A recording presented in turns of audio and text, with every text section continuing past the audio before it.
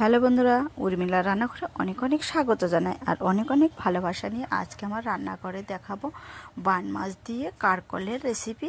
দেখতে থাকবেন পুরো ভিডিওটা না দেখলে কিন্তু বুঝতে পারবেন না কিভাবে তৈরি করলাম এই রেসিপিটা। তার জন্য আমার কিন্তু সাথে থাকতে হবে। চলুন দেখা যাক কিভাবে এই রেসিপিটা তৈরি করলাম। তো এইখানে তো আমি নিয়ে নিয়েছি বান মাছটা বাজার থেকে কিনে নিয়ে এসে এই মাছটা দিয়েই কিন্তু আজকে এই রেসিপিটা তৈরি করব, কারকল দিয়ে আলু দিয়ে বান মাছের রেসিপি। তো দেখতে থাকো পুরো ভিডিওটা। তো এইখানে নিয়েছি কারকল আর আলু। আমি দেখুন এইখানে কেটে নিয়েছি, আলুটা একটু লম্বা লম্বা টাইপের করে কেটে নিয়েছি। এই যে এইভাবে আপনারা আপনাদের পছন্দ মতো কাটবেন, তাহলে ভালো হয়। এইখানে কেটে সুন্দর করে ধুয়ে নেব এখন। তো এইদিকে কড়াইটা বসিয়ে দিয়েছি উনুনের মধ্যে। তারপরে দেখুন পরিমাণ মতো জল দিয়ে দেবো কড়াইতে। আমি জল দিয়ে প্রথমে আমি, যেহেতু আলুগুলো পুরাতন আর এদিকে কারকলটাও একটু খেতে একটু গন্ধ করে, কার কেমন লাগে, আমার একটু গন্ধই লাগে, তার জন্য আমি একটু হালকা একটু এটাকে সেদ্ধ করে নেব। তো এইদিকে ততক্ষণ এটাকে সেদ্ধ করে হোক, আমি এখন মাছগুলোকে কেটে দিচ্ছে। আমাকে মাছ এটা কেটে দিবে। এই যে দেখুন আমি কাটছি না, আমাকে মাছটা কেটে দিচ্ছে। কেটে সুন্দর করে ধুয়ে নিলাম। ততক্ষণে আমার দেখুন আলুটাও, বেশিও আলু সেদ্ধ করব না, যেহেতু আবার মশলা দিয়ে এটাকে যেহেতু কষাতে হবে। তো এখন আমি এটাকে নামিয়ে ফেলবো। নামিয়ে ফেলেছি। এখন কড়াইটা আবার পরিষ্কার করে নিলাম।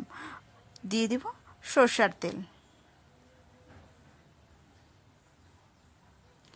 সরষের তেলটা গরম হোক, ততক্ষণে আমি মাছের মধ্যে হলুদ লবণ দিয়ে আমি মাছটাকে মেখে নেব। আর ভিডিওটা ভালো লাগলে অবশ্যই সাবস্ক্রাইব, লাইক, কমেন্ট করে পাশে থাকবেন। পাশে থাকা বেল বাটনটি প্রেস করে দিবেন। যখনই আমি পোস্ট করব আপনাদের কাছে সর্বপ্রথম পৌঁছে যাবে। তো এইরকম আমি মাছটা মেখে নিলাম। মেখে নেওয়ার পরে দেখুন তেলটাও গরম হয়ে গেছে। তেলটা একটু নেড়ে চেড়ে দিব। মাছগুলো দিয়ে দিচ্ছি সম্পূর্ণ।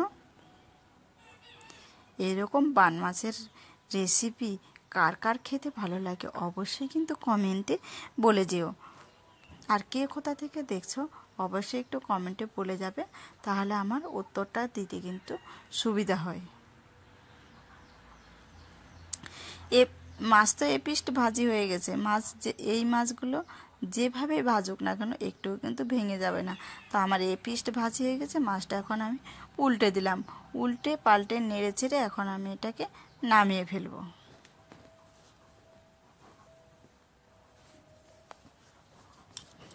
মাছ তো ভাজি হয়ে গেল, মাছও এখন নামিয়ে ফেললাম।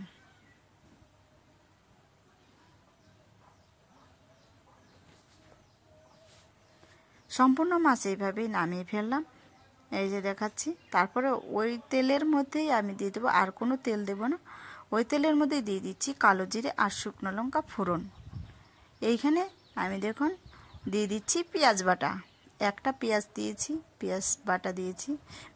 বেশি বড়ও দেবো না, বেশি ছোটও দেবো না। এখানে আদা আর রসুন বাটা দিচ্ছি। তারপরে দিয়ে দিচ্ছি এটা জিরে বাটা। তারপরে দিয়ে দেবো ধনে বাটা। সব শেষে দিয়ে দেব লঙ্কা বাটা। লঙ্কা বাটাটা দিয়ে মশলাটাকে একটু নেড়ে চেড়ে দেব। মশলাটা কিন্তু অত ভাজা যাবে না, বেশি ভাজলে কিন্তু এটাকে রেসিপিটা খেতে কিন্তু ভালো লাগবে না। হালকা একটু ভেজে নিয়ে আমি দিয়ে দিচ্ছি।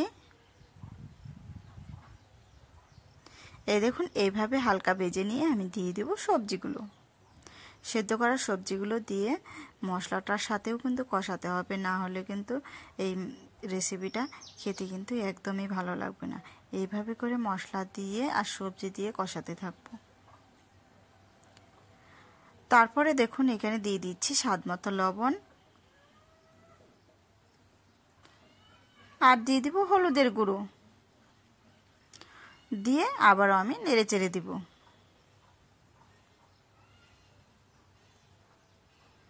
এইভাবে করেই নাড়তে থাকবো মশলার সাথে।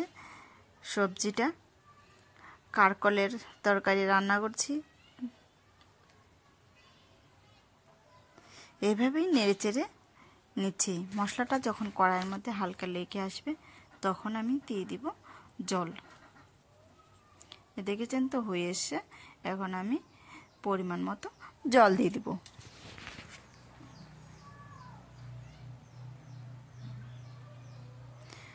যেহেতু অল্পই জল দিব, বেশি জল দিব না।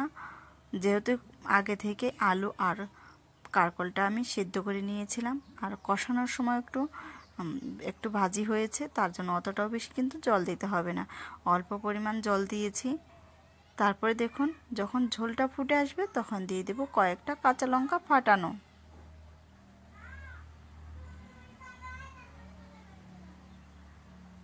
এইভাবে করে দেখলাম আলুটা গলে আসছে কিনা।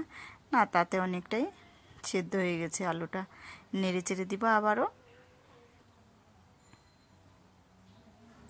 নেড়ে চেড়ে নেওয়ার পর দিয়ে দিব ভেজে রাখা মাছগুলো।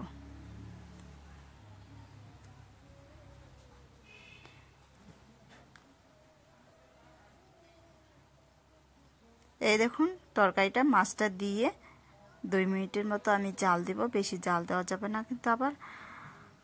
তারপরে নেড়ে চেড়ে দিচ্ছি এইভাবে নেড়ে চেড়ে নেওয়ার পর এই তরকারিটা কিন্তু আমার হয়ে এসেছে। এখন এটাকে আমি নামিয়ে ফেলবো। এই দেখুন এটাকে নামিয়ে ফেলছি। আর সম্পূর্ণ ভিডিও দেখার জন্য অনেক অনেক ধন্যবাদ। আমি কালকে অন্য ভিডিও নিয়ে আসবো। আমার পাশে থাকবেন। আর ভিডিওটা ভালো লাগলে অবশ্যই সাবস্ক্রাইব, লাইক, কমেন্ট করে পাশে থাকবেন। পাশে থাকা বেল বাটনটি প্রেস করে দিবেন। যখনই আমি পোস্ট করব সর্বপ্রথম আপনাদের কাছে পৌঁছে যাবে। এইভাবে করে রেসিপিটা কিন্তু আমি নামিয়ে ফেললাম। এইদিকে দেখুন ঝোলটাও কিন্তু অতটাও ঘন হয়ে যায়নি, আবার পাতলাও হয়নি, মিডিয়াম সাইজের আছে। আমি রান্না করে তো নামিয়ে ফেললাম। আপনারাও বাড়িতে একবার হলেও ট্রাই করে দেখেন।